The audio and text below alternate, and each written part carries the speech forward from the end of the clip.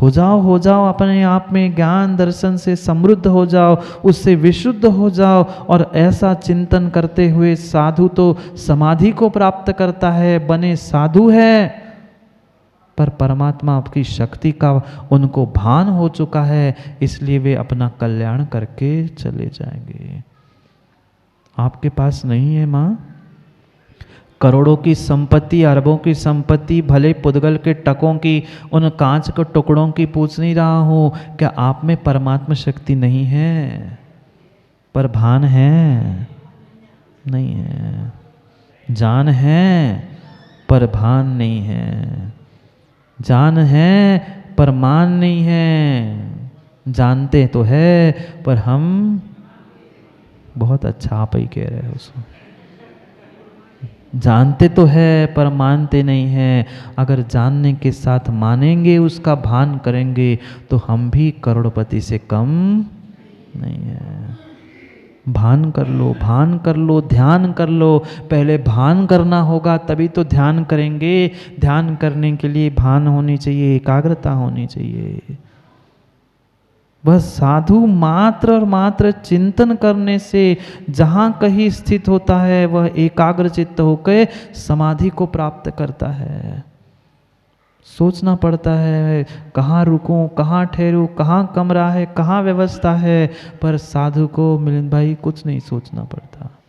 जहाँ पहुँचो, पीछे कमंडल साथ में मार्जिन कर लिया, बैठ गए। नहीं तो 2 घंटे सोचना पड़ता है कौन से कमरे में जाऊँ, यहाँ रुकूं कि वहाँ रुकूं। जहाँ यत्र तत्र जहाँ भी बैठ जाएंगे, वहाँ वे ध्यान के माध्यम से आत्मा को आत्मा में जैसे ही चिंतन करना प्रारंभ करेंगे, वे समाधि को प्राप्त करने लग जाएंगे। समाधि मात्र मरण नहीं है, बार बार कह रहा हूँ। ये समाधि की सामायिक की भावना चल रही है। समाधि का मतलब मरना नहीं है, समाधि समान परिणामों को धारण करना। उनके साथ जो मरण है वह समाधि मरण है। जीवन भर की साधना, जीवन भर का सामायिक और जीवन भर का ध्यान जब फलीभूत होगा, तभी वास्तव में सच्ची समाधि होगी। और जिसने एक बार समाधि की है, वह 22 बते भव से अधिक कभी भी संसार में नहीं रहता। समाधि संलेखना पूर्वक जो अपने प्राणों का त्याग करता है, ऐसा नहीं है, श्रावक भी प्रयास कर सकता है। करो करो, कम से कम प्रयास ही कर लो, उस आदि व्याधि उपाधि से दूर होकर अपनी समाधि को धारण करने का। जाओ, फिर तो उलझना ही है, फिर तो उलझना ही है। जाके घरों में उस संसार के विषय भोगों की व्याधि उपाधि और आंधी में अगर निकालना है अपनी कश्ती को इस आधी व्याधि और आंधी तूफान से, तो विचार कर लो। कम से कम 24 घंटे में 1 घंटा ध्यान सामायिक कर लो। कम से कम इस भावना द्वात्रिंशतिका को पढ़ने का ही प्रयास कर लो। अभी तक तो अर्थ पता नहीं था माँ, अब अर्थ पता चल रहा है, तो पढ़ते पढ़ते उसके अर्थ के साथ चिंतन करने का प्रयास कर लो। कुछ ना कुछ जीवन में अवश्य बदलेगा, अगर हमने अपनी भाव और भावनाओं को बदला है तो। भाव भावनाएं नहीं बदलेगी तो जीवन बदलने वाला, जीवन बदले नहीं बदले, समय तो आपका बदल गया है। 1 घंटा हो गया है, पता नहीं चले ना लोग भैया। जीवन भी ढल गया, पता नहीं चलेगा। कौन आया कौन गया पता नहीं चलेगा। पता चलने से पहले चिरगांव भूत अध्यक्ष, भूत बैठे आपके आए हैं साथ साथ, वे भी भूत अध्यक्ष, वे भी भूत, बहुत सारे भूत बैठे हैं। भूत पर्याय होने से पहले, भूत मनुष्य होने से पहले, भूत अध्यक्ष तो बना ही दिया, पर भूत मनुष्य होने से पहले, भूत बनने से पहले अपने भूत और भविष्य को ठीक करने के लिए वर्तमान को संभाल लो। आज संभला तो भूत भविष्य अवश्य संभलेगा। आज कर लो सामायिक, कल हो जाएगी समाधि, परसों हो जाएगा निर्वाण। करेंगे पुनः समय पर समय की बात, क्योंकि आपका समय हो गया है। कल समय पर मिलने के लिए, समय पर समय की चर्चा करने के लिए समय पे मिलते हैं, क्योंकि समय पे किया गया काम समय को दिलाता है। बोली भगवान महावीर स्वामी की। वर्धमान स्वामी के शासन में हमसे विराजते और उनकी यह पावन पीयूष देशना हम सभी के लिए परम उपकारी। अनादिकाल से हमारी आत्मा में जो जन्म, जरा और मृत्यु रूपी रोग लगे, उन रोगों का उपशमन करने वाली कोई परम औषधि है तो वह एकमात्र यह जिनवाणी। भव्य आत्मा, इस ब्रह्मांड की आज तक हम कार्य कारण व्यवस्था नहीं समझ पाए। सब कुछ समझ लिया, सब कुछ समझ लिया, पर पूरे ब्रह्मांड में, पूरे लोक में एक शाश्वत व्यवस्था थी, उस व्यवस्था को नहीं समझ पाए। पूरा प्रयास घर परिवार को, रिश्ते संबंधियों को, समाज, देश, राष्ट्र सबको व्यवस्थित करने में दिया, पर वास्तविकता में जो व्यवस्थित था, अवस्थित था, उसकी व्यवस्था को हम नहीं समझ पाए। इस पूरे संसार में, इस ब्रह्मांड में जितने जितने कार्य होते हैं, वह प्रत्येक कार्य के पीछे कोई ना कोई कारण अवश्य होता है। व्यक्ति मात्र वर्तमान के कार्य को देखता है, कभी हंसता है, बिलखता है, रोता है, चिल्लाता है, पर भूल जाता है कि प्रत्येक कार्य के पीछे कहीं ना कहीं कारण था। इस संसार में ही क्या, संसारातीत होने के लिए भी कहीं ना कहीं कारणों की आवश्यकता है। बिना कारण के कहीं भी कोई कार्य संभव ही नहीं होता। हमारे सामने हमें कार्य दिख रहा है, उठता धुआं दिख रहा है, मतलब कहीं ना कहीं अग्नि लगी है।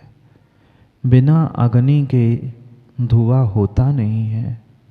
ऐसे ही बिना कारण के कभी कोई संसार का कार्य होता नहीं है। ये एक त्रैकालिक शाश्वत कारण कार्य व्यवस्था थी, जिस कारण कार्य व्यवस्था को जीव ना समझने के कारण ही अत्यंत दुखी और अत्यंत परेशान है।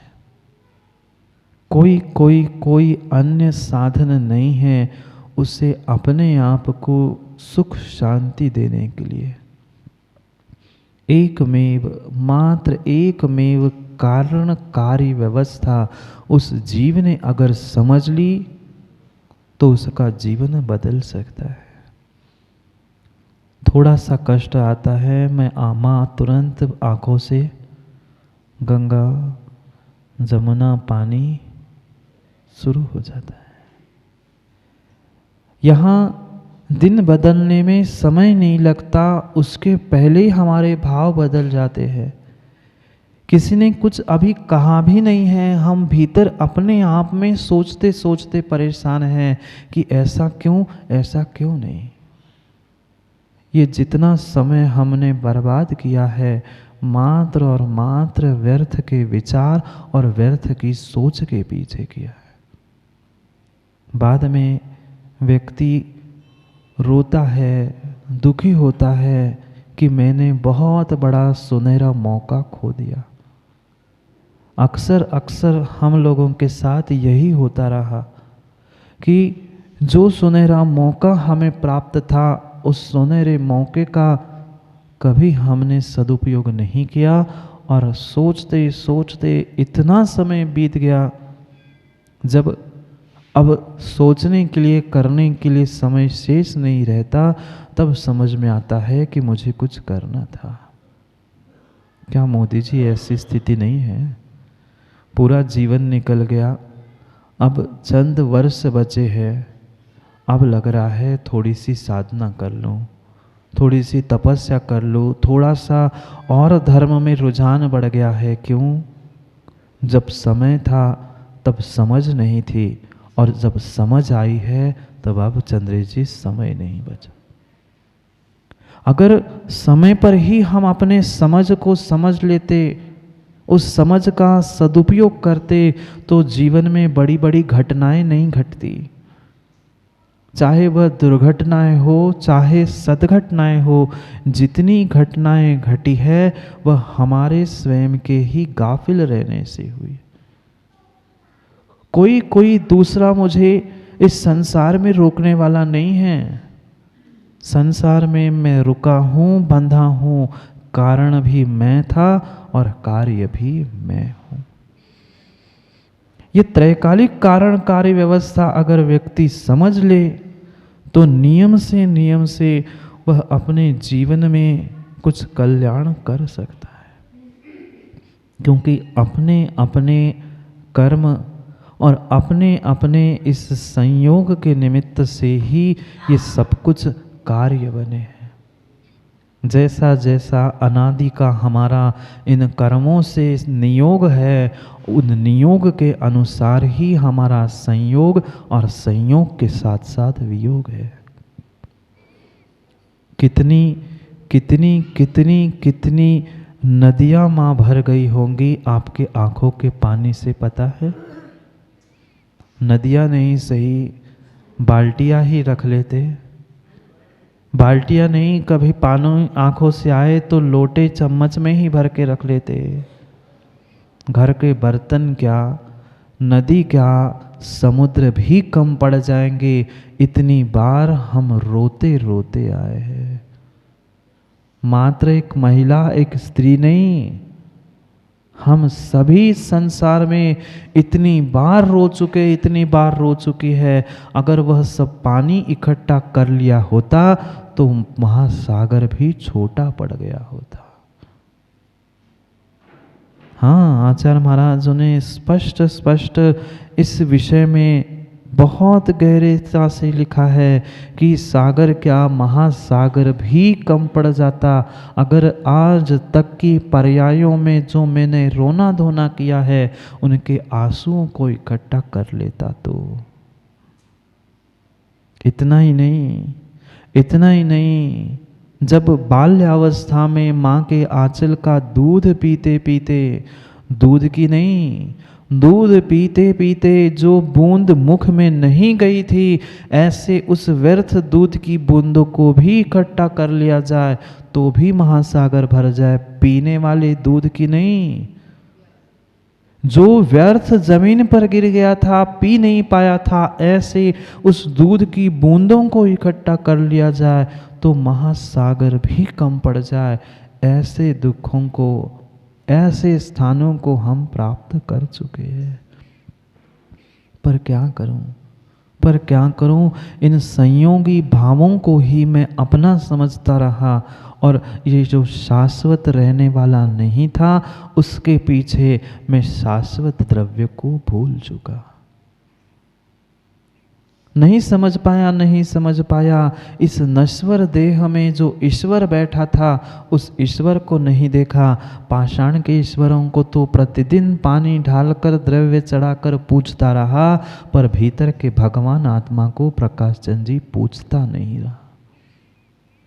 पूजना दोनों को था, पूजना दोनों को था। वह पाषाण की प्रतिमा रूपी परमात्मा को तो द्रव्य से, अष्ट द्रव्य से, जल आदि से पूजना था, और भीतर के परमात्मा को पूछते पूछते, पहचानते पहचानते ही पूछना था।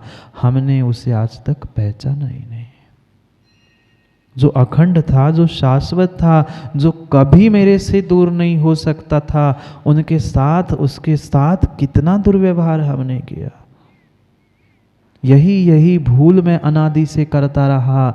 वास्तव में जो अपना था उस अपने को हमने अपनापन नहीं दिया, और दूसरे को अपना बनाने के चक्कर में हम अपनापन और अपने आप को भी भूल चुके। कौन अपना, कौन पराया? कोई पराया, कोई अपना नहीं है। ये अपने पराये मात्र देने वाले सपने हैं। रात में कोई व्यक्ति सपना देखे आंखें बंद करके तो फिर भी समझ में आता है कि आंखें बंद थी, सपना देख रहा है। उत्तम चंद जी, आप तो आंखें खोलते खोलते सपना देख रहे हो, आंखें खुली खुली सपना देख रहे हो। ये मेरा है, ये तेरा है, ये अपना है, ये पराया है।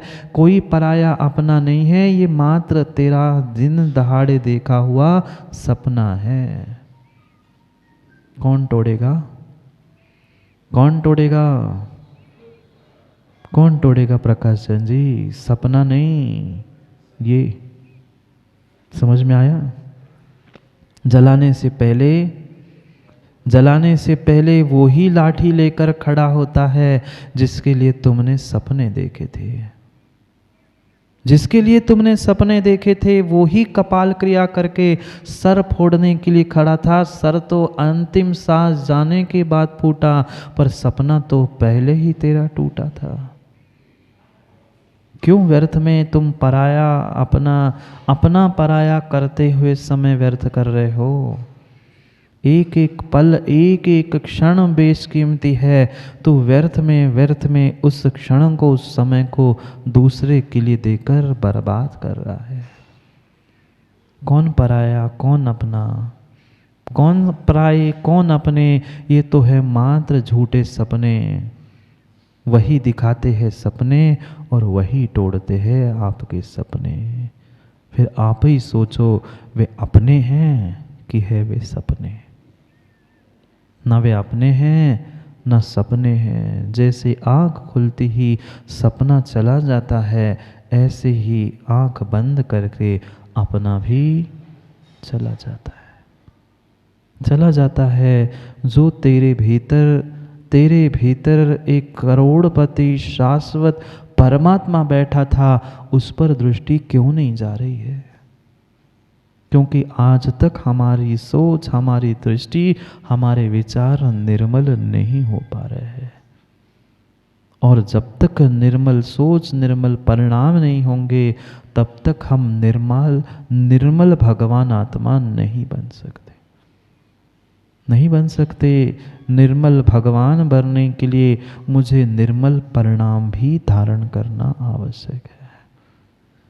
कितने सारे मल, कभी विषयों के, कभी कसायों के, कभी राग द्वेष के, कभी मोह ममता के, मात्र और मात्र इस मल के कारण ये आत्मा मलिन हो रही है। मैं भूल रहा हूँ।